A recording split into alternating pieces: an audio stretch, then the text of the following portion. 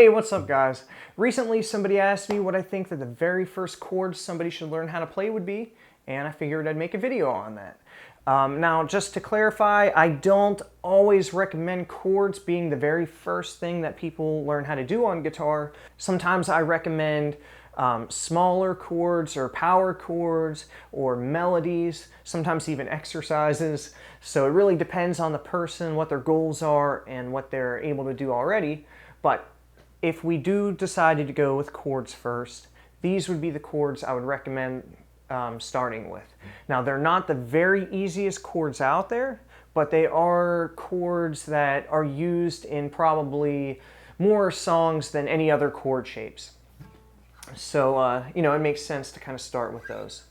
Now, before we get going, make sure to click on that subscribe button, click the little bell thing, and remember, I also teach guitar lessons on Skype, so if you want a little bit of extra help learning how to play guitar a little faster, then look at down below and there's a link where you can find out more information about that. So let's check out these chord shapes. The first one is called an E minor chord. Minor chords are thought of as sort of sadder, darker chords. And I'm going to write this one down with just numbers. I'm going to write 0, 2, 2, 0, 0, 0. And the numbers represent which frets we have to hold down. So that very first 0 means that I hit the thickest string, the 6th string, without holding anything down. We just play that one open.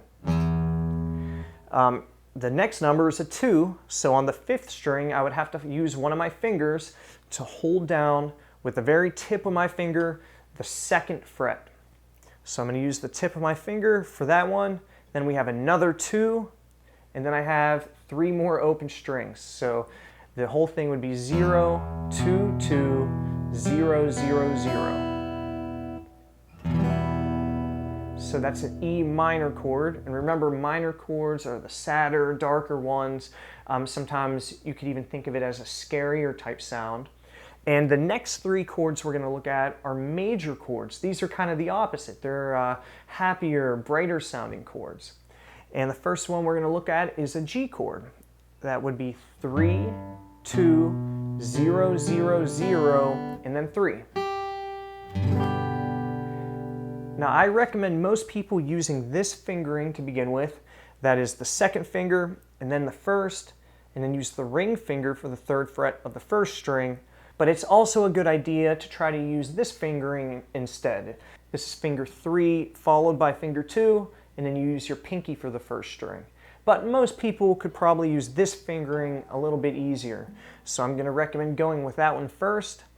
Another common variation of this chord is we could take this finger, move it up 1 string, so now it's holding the 3rd fret of the 2nd string, and then I put my pinky right where that one used to be on the 1st fret, or the 1st string on the 3rd fret. And this is still just a G chord, but it's a really nice variation of a G chord, and if we can play this chord, we could also play a really nice version of a C chord, just by taking both of these fingers and moving it down 1 string.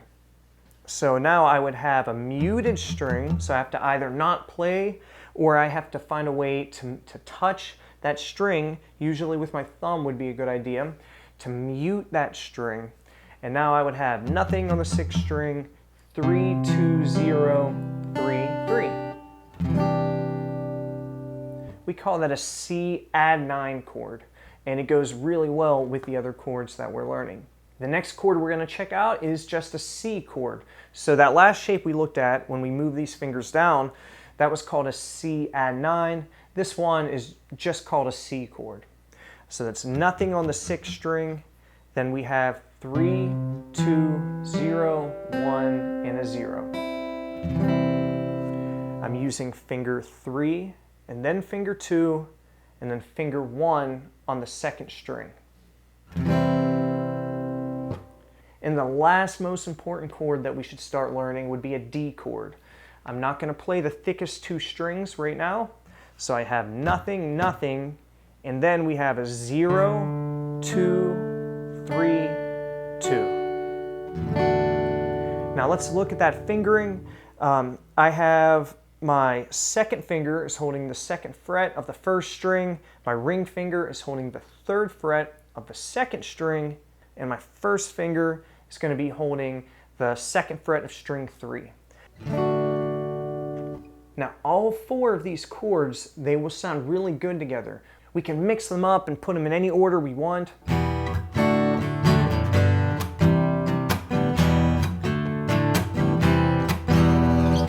We can start writing our own songs with these chords. They're going to be in millions and millions of different songs. So when we work on these chords, it's kind of like you're learning millions of songs all at once. So I do have a lot of songs on my channel that use these chords. For right now though, I would recommend just trying to get the shapes under your fingers, try to just hold them down for long periods of time, and then also switching back and forth between all of the different chords. So you could pick a couple of the chords, maybe G and C, and you just practice going back and forth over and over again.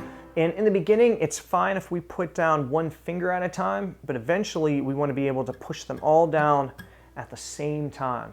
And if you want a little bit of extra tips on this subject, then look, I have a video called The Best Way to Learn New Chords Quickly, and it'll show an exercise that'll help you learn your chords much faster. It really is the best way that I know to learn these chords fast.